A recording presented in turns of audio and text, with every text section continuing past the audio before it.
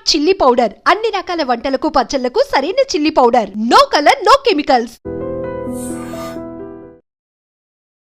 శ్రీహరి నిన్న నీకు హోంవర్క్ ఏం నలుగురున్న ఇంట్లో ఒక్కొక్కరికి 3 మునక్కాయలు చొప్పున ఆ ఇంటికి ఎన్ని మునక్కాయలు కావాలను చేసావా? తెచ్చానండి. 1 2 3 దీర్ఘాయుష్మాన్ భవ 4 5 6 7 8 9 9 తెచ్చానట. మీకు వాతం కదా మీరు తినరేమో అని 3 తప్పు తెచ్చానండి. వాతం ఒకటో వెధవా లెక్క లెక్కే. మా అబ్బాయిని బట్టి కోళ్ళ మాత్రం అంటావా? మా ఆవిడ బట్టి నన్ను ఆడబట్టవా? మీరు పట్టండి. నేను పట్టాలా? పట్టండి సార్ జాంపండు. నీ తల్లి కడుపు బంగారు గారు నమస్కారం. దీర్ఘాయుష్మాన్ భవ సకల విద్యా ప్రాప్తిరస్తు. ఒరే బెండకాయ లెక్క ఎవరికి ఇచ్చాను? ఈ నాయనమ్మ ఇంకెన్నాళ్ళు ఉంటుందిరా, ఇలా అంచెల్లా అయిపోతున్నావు. ఈ వేళ తెల్లవారు ఏమిటో నాకు ఆకలి దహించేస్తూ ఉంది. మీ అందరికి సెలవు ప్రకటించేసాను. వెళ్ళిపోండి.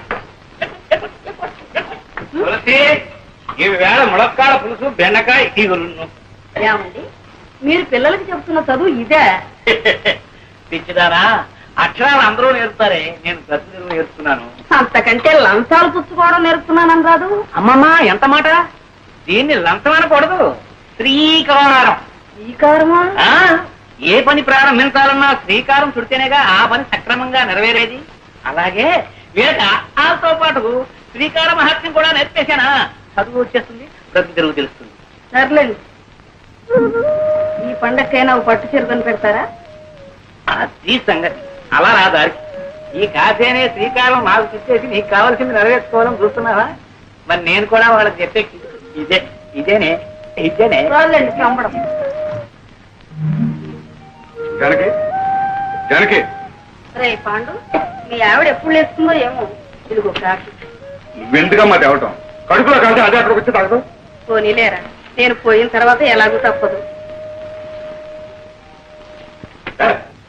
అప్పుడు అనగా లేచి అమ్మ అవస్థ పడుతుంటే ఇంటికి పెద్ద కొడాలి బాలుడి పొద్దు కదా పడుకోవడానికి నీకు సిగ్గులేదు. ఏమిటి పొద్దున్నే ప్రారంభించారు? ఎవరైనా సిగ్గుపడాల్సింది మీరా నేనా? నేను మీకంటే 100 రూపాయలు ఎక్కువ సంపాదిస్తున్నాను, మర్చిపో. ఏదో పిఏ దాకా సతిగాను, నేను ఉద్యోగం చేస్తానని ఏడో బట్టి కానీ నీ సంపాదన మీద బతకాల్సిన కర్మ నాకేం పట్టలేదే. ఇదిగో ఎవరి బాధ్యతలు వాళ్ళు గుర్తిస్తా నేనే ఏదైనా రాణికొచ్చేది. నేనే ధర్మపడ్డ పిల్లలేదే, చాకరీ చేస్తూనే ఉన్నానుగా. చేసావు నా కోడి ఉద్యోగం మానే. ఏమిట్రా మానే అంటావు?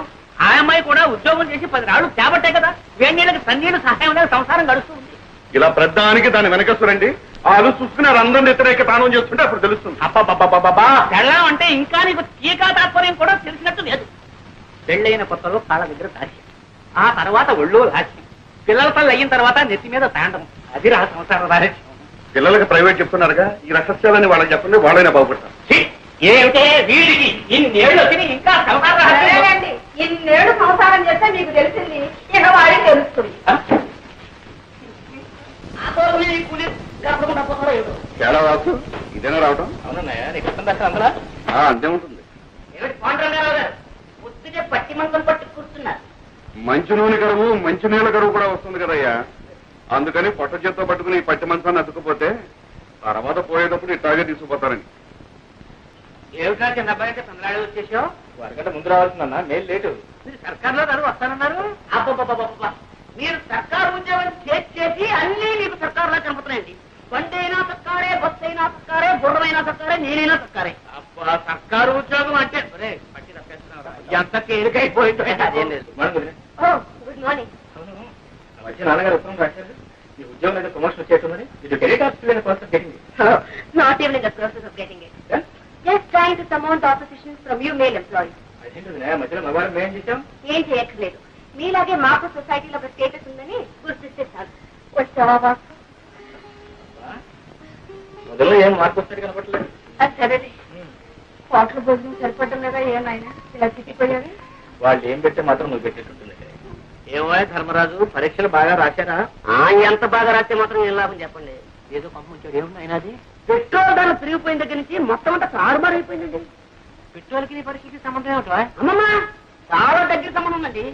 పెట్రోల్ ధరలు పెరిగిన దగ్గర నుంచి మొత్తం అందరూ కూడా బస్సులోనే ప్రయాణం చేస్తున్నారండి. జనం రద్దీ అయిపోతున్నారు. పాపం లెక్చరర్స్ కూడా ఇలా వేళ్లాడుతూ వస్తున్నారు. అక్కడ కోపతాపాలు సెట్ అవుతున్నాయి. అవన్నీ మామ చూపిస్తున్నారు. కర్మ కొద్దీ ఒక్క అంతరం రాశానే అనుకోండి, మొత్తం అన్ని ఇలాగే రాసిన చోట వీళ్ళని మొత్తం కొట్టేది. పేపర్లో నెంబర్ లేకపోవడం, తర్వాత మీరు తిట్టారు. ఇవన్నీ ఎందుకు చెప్పండి మాకు? ఇంతకీ బాగా రాశాడా లేదా నాయన తండ్రి? మీరే కంగారు పడద్దు. నేను రాయవలసినవన్నీ రాసేసాం, మా డ్యూటీ మేము చేసేసాం. తర్వాత నా అదృష్టం ఇప్పుడే తేలిపోయింది. ఈ చీరలు నీకోసం తీసుకొచ్చాను. ఇవన్నీ నాకు ఎందుకురా? మరి ఏం కావాలో చెప్పాను. నువ్వు పెళ్లి చేసుకుని కోడని తీసుకురా నాయన. అప్పుడు ఎందుకమ్మా ఈ బరువు బాధ్యతలు? అది కాదు, నా ఒంట్లో ఊసుకుండగానే వచ్చి ఆవిడ గారికి కూడా ఇంత చాకరీ చేసి నీ రుణం తీర్చుకుందాం.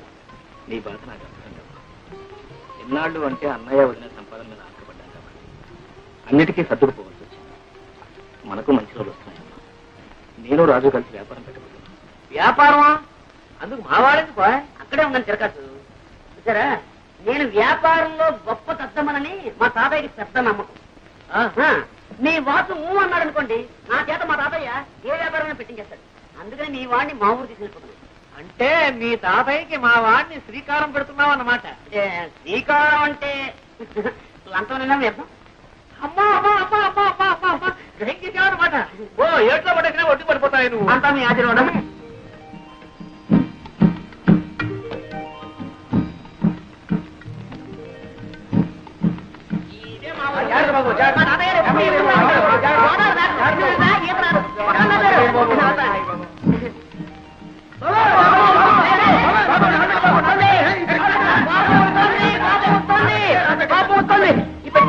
రాజుబాబు రాజుబాబు, ఈ తాతయ్య గారు ఏదో బండి పంపిస్తారన్నా మధ్యలో ఈ తగలాడంటే పంపిస్తాను.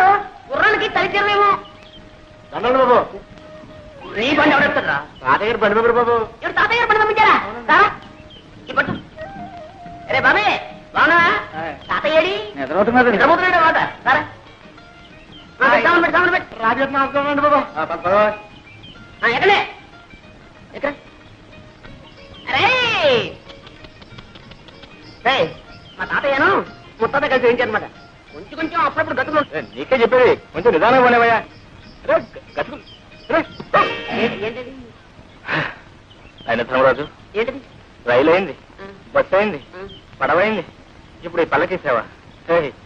నా ఒంట్లో ఉన్న ఎముకలన్నీ టపటపామని విరిగిపోకునిపే నా ఖాళీ బుద్ధి చెప్పుకుంటాను. నిదాన్ని నువ్వు దారులు తెలియక ఇబ్బంది పడిపోతావురా. నేను వస్తాను కదా. రే బాబే నువ్వు పోనీ ముందు. పోనీ ఎంత అందంగా ఉందరా మీ ఊరు.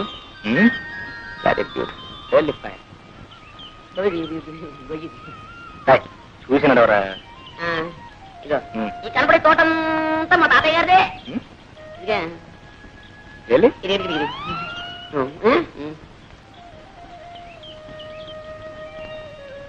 తొందరగా కానివ్వండి మరి, మళ్ళీ కాయ చేస్తాలే. తోటలో కాయకొచ్చారా? మరి ఎక్కడ మరి? అయ్యో గేదె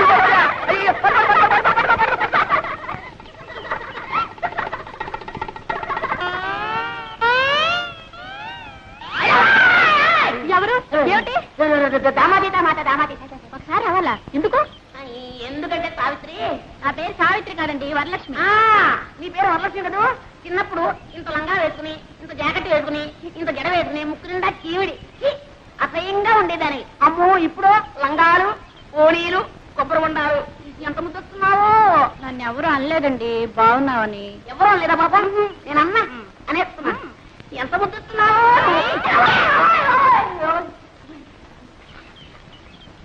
ఏ జాగ్రత్త, మళ్ళీ ఈసారి వెళ్ళన్నావా కొబ్బరి బొండా మెళ్ళో కట్టి గోదావరిలో తోస్తాను. జాగ్రత్త. ఆ మాట మాత్రం అనక, నాకు అసలు ఈత కూడా రాదు.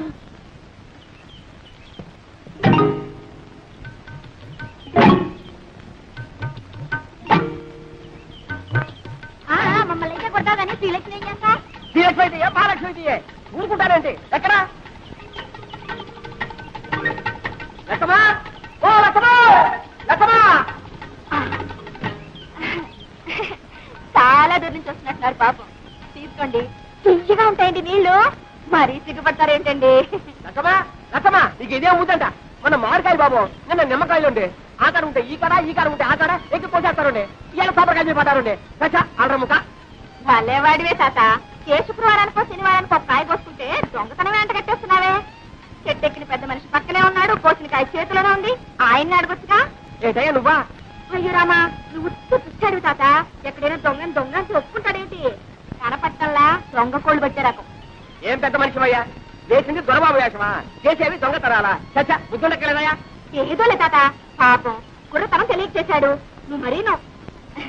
చూడండి, తప్పైపోయిందని ఈ కొబ్బరికాయ ఇచ్చి దండం పెట్టేయండి. మా తాత చాలా మంచివాడు, ఏమనుకోడు. ఇచ్చేయాలి మరి. వస్తాను తాత. ఆగు పాప, పద పోలీస్ స్టేషన్ కి. నేనా? ఎందుకు? నన్ను పోలీసులు కప్పచెప్పి సాక్ష్యం చెప్పడానికి. నాకే ఇదే పనా? నా బోల్డని పనులున్నాయి. పోనీలే బాబు, తమ తప్పు తెలుసుకున్నారుగా. ఈ మాత్రానికి పోలీసులు ఎందుకు, ఫిర్యాదులు ఎందుకు బాబు? ఏం లేదు, ఇదంతా పూర్తి వివరాలతో దర్యాప్తు జరపవలసింది. ఇది నా డ్యూటీ. ఎందుకు మరెవరు బాబు? నేను జిల్లా కలెక్టర్ని. అయ్యో బాబు, దండాలండి, తప్ప క్షమించండి బాబు. కూపడు బాబు. అయ్యో కూపడానికి కుర్చీలు లేవే. ఒరే ఎక్కనా కూపనా, కుర్చీలు పట్టుకోండి.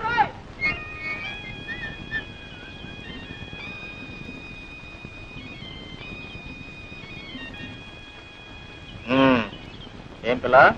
శ్రీలక్ష్మి. శ్రీలక్ష్మే? అవును, నేను చెట్టు ఎక్కుతుండగా కాయ కోస్తుండగా చూసావు కదా, చెట్టు దిగుతుండగా కూడా చూసావా? అబ్బే, మీరు చెట్టు ఎక్కలేరు, ఎక్కించిన దిగలేరు కూడా. అయితే ఎందుకు అబద్ధాలు చెప్పారు? అయ్యా, నేను ఎప్పుడు అబద్ధాలు చెప్పనండి. ఏదో ఇలా కష్టాలు వచ్చినప్పుడు, ఎవరినైనా ఏడిపించాలని బుద్ధి పుట్టినప్పుడు, అప్పుడప్పుడు. కొబ్బరికాయలు దొంగతనం చేయడం తమకు వచ్చిన కష్టం? అయ్యో, నేను ఎప్పుడు కొబ్బరికాయలు దొంగతనం చేయనండి. ఏదో కష్టం వచ్చినప్పుడు అప్పుడప్పుడు. ఏదో కష్టపడి కోసుకున్నట్లున్నారు. 4 కొబ్బరికాయలు ఇప్పించుకుంటారా? వద్దండి. నేను కూడా ఎవరికి ఎప్పుడు ఇప్పిస్తాను లేదనుకోండి. ఆడపిల్ల కష్టాలు ఉన్నప్పుడు, అబద్ధాలు చెప్పి ఆడపిల్లను అదుపులో పెట్టవలసి వచ్చినప్పుడు ఇలా జిల్లా కలెక్టర్ నన్ను అబద్ధాలు చెప్పి ఏ భయపడ్డావా పాపం? నేనెవరికి భయపడినా, ఏవో కష్టాలు వస్తున్నాయని అనుకున్నప్పుడు, అవి తప్పించుకోలేనేమో అని అనుకున్నప్పుడు తప్ప.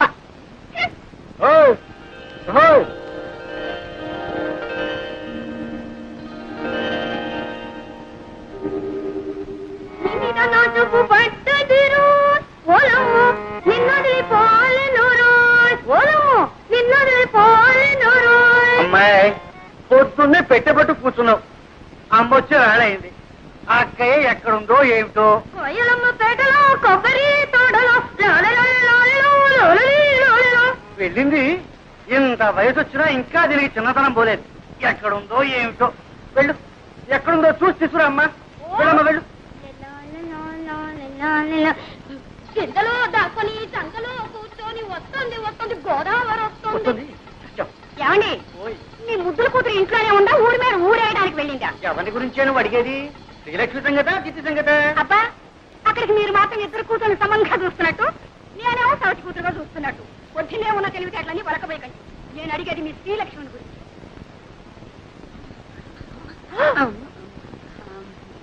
ఏమండి, ఎక్కడికి వెళ్ళిందంటే గుళ్ళ గంటలాగా గుడ్లు మిడకరించి చూస్తారేమిటి? పొద్దున అనంగా పూజలో కూర్చొని ఇప్పుడే పొగడతాం. రారా అమ్మ కూడా ఇవ్వు.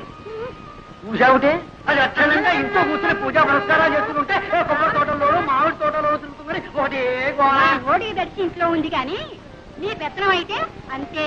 చూడు, ఈ 2 రోజులు బిల్లు కదటానికి వీల్లేదు, తెలిసిందా? మళ్ళీ అమ్మాయికి పెళ్లి చూపులా? అబ్బే, అమ్మాయి కాదు, నీకు.